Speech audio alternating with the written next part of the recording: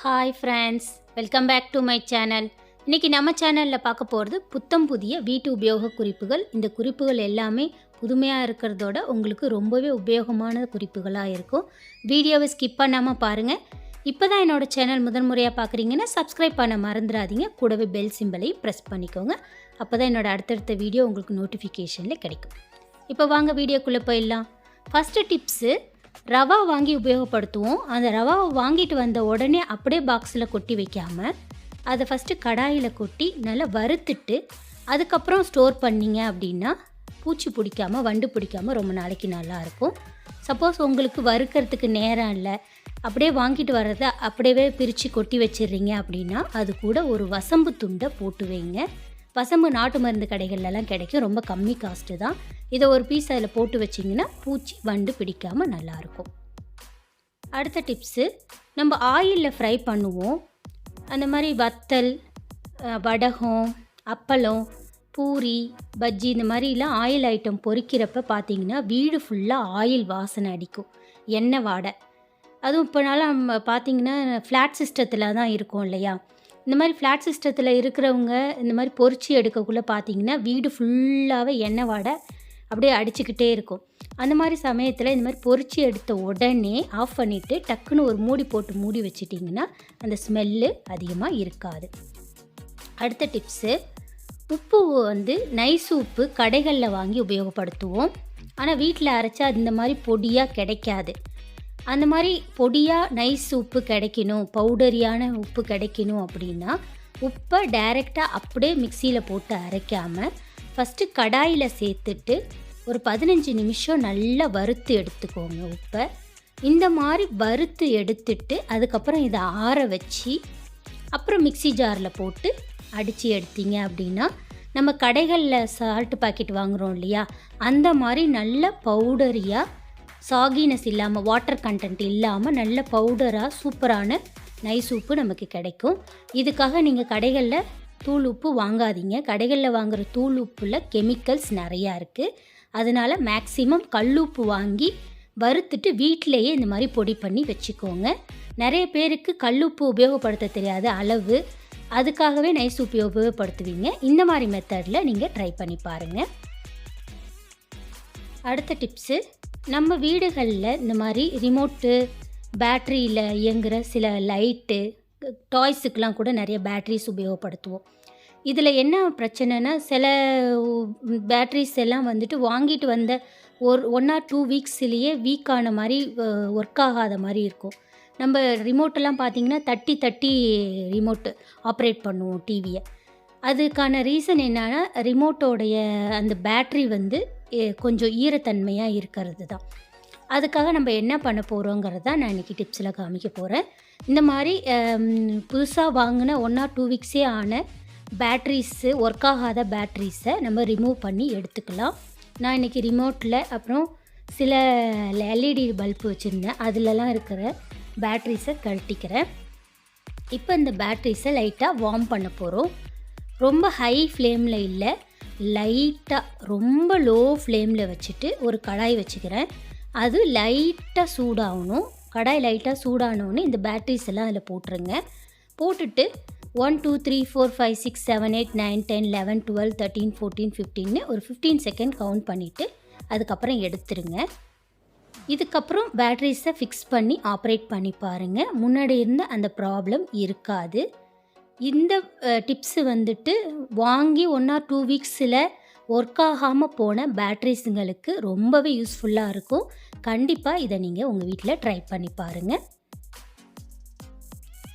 அடுத்த டிப்ஸு, நம்ம வீட்டில் உபயோகப்படுத்தக்கூடிய துணி சோஃபா, மேட்ரஸஸ், பில்லோஸ்லாம் பார்த்திங்கன்னா அப்படியே நாளடைவில் அழுக்கு படிஞ்ச மாதிரி ஆகிடும்.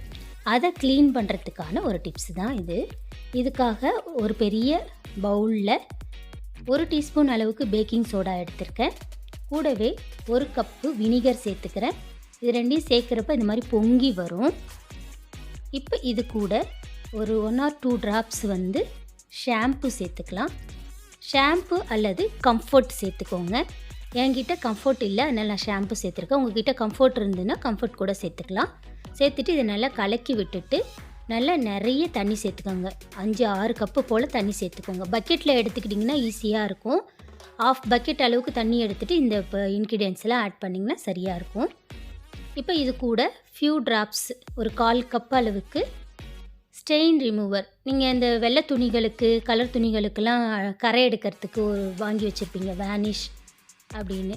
அந்த லிக்யூடை கொஞ்சமாக இது கூட சேர்த்துட்டு இந்த மாதிரி ஒரு டர்க்கி டவல், தேவையில்லாத டர்க்கி டவல், வீட்டில் இருக்கிற டவல் எடுத்து இந்த தண்ணியில் நனைச்சிட்டு புழிஞ்சிக்கோங்க. லைட்டாக புழிஞ்சால் போதும். இந்த மாதிரி இந்த புழிஞ்சு எடுத்த டவலை விரித்து வச்சுட்டு, நம்ம வீட்டில் பாத்திரத்துக்கு மூடுற மூடி இருக்கும் இல்லையா, இந்த மாதிரி ஏதாவது ஒரு மூடி எடுத்துக்கோங்க. இதை இந்த டவலுக்கு நடுவில் வச்சுக்கோங்க. 4 பக்கமும் டவலை போட்டு நல்லா கவர் பண்ணிவிடுங்க மூடியை. அந்த ஹேண்டிலில் சொருவி விட்ட மாதிரி இப்படி பிடிச்சிக்கோங்க. பார்க்குறதுக்கு கேடைய மாதிரி இருக்கும். இந்த மாதிரி ரெடி பண்ணிவிட்டு நம்மளோட அழுக்கு படிஞ்ச மேட்ரஸ் அண்ட் சோஃபாஸை வந்துட்டு க்ளீன் பண்ணலாம். இப்போ நம்ம நனைச்சி எடுத்த அந்த டவலோட ஈரத்தோடையே இது மேலே வச்சு தீத்துறேன். இந்த மாதிரி நம்ம அடிக்கடி செய்கிறப்ப ரொம்ப அழுக்கு படியாமல் சோஃபா வந்து நீட்னஸாக இருக்கும். அது மட்டும் இல்லை, மேட்ரஸஸையும் நல்லா க்ளீன் அண்ட் நீட்டாக வாசனையாக மெயின்டைன் பண்ண முடியும். அடுத்த டிப்ஸு, நம்ம கிச்சனில் யூஸ் பண்ணுற சிசர் வந்து அடிக்கடி மழுங்கி போயிடும். அதுக்காக நம்ம வந்து மக்கோடைய பேக் போர்ஷன் திருப்பி வச்சுட்டு அதில் தீத்தி கொடுக்கலாம்.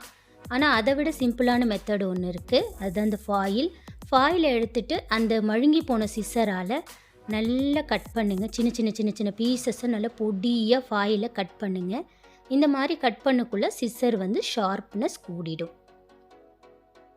அடுத்த டிப்ஸு, இதே மாதிரி நம்ம காய் திருவுற கட்டை இருக்கும் இல்லையா, அதுலேயும் பார்த்தீங்கன்னா கொஞ்ச நாளில் மழுங்கி போயிடும். அதில் காய் செத்தணுன்னா சரியாக செத்தாகுது, ரொம்ப கை வலிக்கும், நம்ம ஃபோர்ஸ் கொடுத்து செத்தணும். அதுக்காக இந்த இதை ஷார்பன் பண்ணுறதுக்கான டிப்ஸ் இது. ஒரு ஐஸ் க்யூப்பை எடுத்துக்கோங்க. ஐஸ் க்யூப்பை இந்த பீலர் மேலே வச்சு தேய்ச்சிங்க அப்படின்னா அந்த கட்டையில் ஷார்ப்னஸ் ஏறிடும்.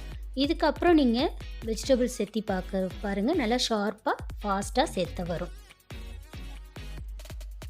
அடுத்த டிப்ஸு, நம்ம தோசை ஊற்றுறப்ப எண்ணெய் வந்து நம்ம இந்த மாதிரி ஸ்பூன் வச்சுருப்போம். பவுலில் ஒரு பாட்டிலில் போட்டு அந்த ஸ்பூனால் முண்டு ஊற்றுவோம். ஒவ்வொரு டைமும் தோசையை ஊற்றிட்டு அதுலேருந்து ஸ்பூனில் எண்ணெயை முண்டு ஊற்றக்குள்ளே நம்ம கை உள்ளே பட்டு கை ஃபுல்லாக எண்ணெயாக ஆகிடும். அதை அவாய்ட் பண்ணுறதுக்கு குட்டியாக ஏதாவது பாட்டில், வீணான பாட்டில் வீட்டில் இருந்துச்சு, ஏதாவது ஜூஸ் பாட்டில், வாட்டர் பாட்டில்னா அதை கழுவிட்டு அதில் இந்த மாதிரி எண்ணெயை போர் பண்ணிவிட்டு மேலே ஒரே ஒரு ஹோல் போட்டு வச்சுக்கிட்டிங்கன்னா தோசை ஊற்றுறப்ப டக்குன்னு அந்த இதை மட்டும் எடுத்து ஜஸ்ட் ஒரு தடவை சுற்றி விட்டால் போதும், எண்ணெய் கரெக்டான அளவில் ஸ்பில் ஆகிருக்கும். இந்த மெத்தட் ஈஸியாக இருக்கும். ஆயில் போர் பண்ணுறதுக்கு ட்ரை பண்ணி பாருங்கள். அடுத்தது, நம்ம கிறிஸ்மஸ் டைமில் கேக் பண்ணுவோம். அதுவும் ப்ளம் கேக்கு தான் ஃபேமஸ். அதுக்கு வந்து இந்த நட்ஸு, ட்ரை கிரேப்ஸு, அப்புறம் கொஞ்சம் ப்ளம்ஸு, கிரேப்ஸு, அதிலே பிளாக் கிரேப்ஸு, டேட்ஸ் இதெல்லாம் போட்டு ஊற வைப்போம். அதுவும் ஆரஞ்சு ஜூஸில் தான் ஊற வைக்கணும். இந்த மாதிரி ஊற வைக்கிறது அட்லீஸ்ட் 2 ஹவர்ஸ்லேருந்து 4 ஹவர்ஸ் வரைக்கும் தேவைப்படும். ஆனால் நமக்கு டைம் இல்லை, சீக்கிரம் குயிக்காக செய்யணும்னு நினைக்கிற பட்சத்தில் இந்த மாதிரி ஊற வச்சதை டக்குன்னு எல்லாத்தையும் மிக்ஸ் பண்ணிவிட்டு நம்ம கேரமல் சிரப் ரெடி பண்ணுவோம் இல்லையா, அந்த பாத்திரத்தில் போட்டு ஒரு 2 கொதி விட்டிங்க அப்படின்னா நல்லா சாஃப்டாக சூப்பராக வெந்துடும். டக்குன்னு நீங்கள் கேக்கு செஞ்சு முடிச்சிடலாம். இந்த மெத்தடையும் நீங்கள் ட்ரை பண்ணி பாருங்கள், சுலபமாக ஈஸியாக இருக்கும். இப்போ மேலே சொன்ன எல்லா குறிப்புகளும் உங்களுக்கு ரொம்பவே பிடிச்சிருக்குன்னு நம்புகிறேன். பிடிச்சிருந்துச்சுன்னா மறக்காமல் என்னோடய சேனலுக்கு லைக் பண்ணிக்கோங்க, சப்ஸ்கிரைப் பண்ணிக்கோங்க. இந்த வீடியோவை உங்கள் ஃப்ரெண்ட்ஸ் அண்ட் ஃபேமிலி மெம்பர்ஸ்க்கு ஷேர் பண்ணுங்கள். தேங்க்ஸ் ஃபார் வாட்சிங்.